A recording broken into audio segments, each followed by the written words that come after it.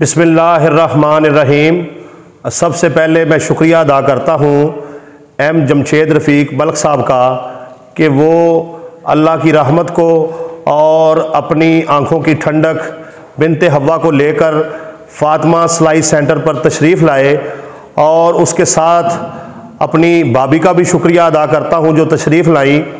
और अपनी आज की गुफ्तगू का आगाज़ जो है मैं एक शेर से करता हूँ। तेरी मेरी की हुंदी है धी ता कंबलिया धी हुंदी है।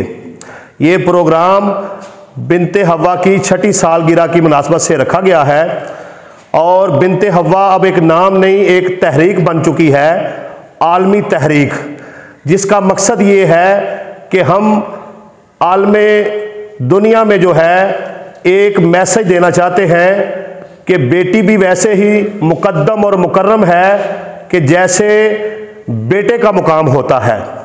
लिहाजा बेटियों को इज्जत दें।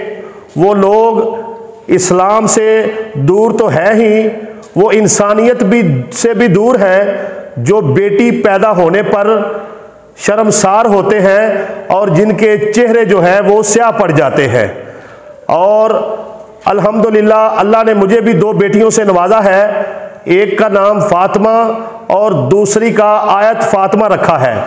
और अगर अल्लाह ने मुझे 10 बेटियां भी दी तो हर बेटी का नाम जो है वो हजूर की बेटी की निस्बत से इंशाअल्लाह रखूंगा।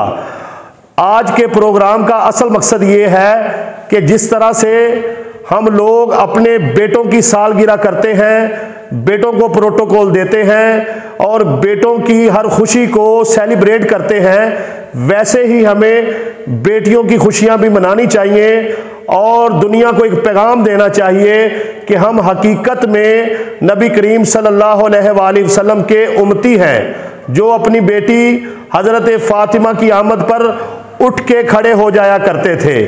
और मैं आखिर में ये कहना चाहूँगा कि तमाम वालदैन जिनको अल्लाह ने बेटियां अता की हैं वो खुश नसीब हैं, क्योंकि अल्लाह तबारक व तआला बेटी उसे देता है जिसकी बेटी को पालने की, बेटी को संभालने की औकात होती है।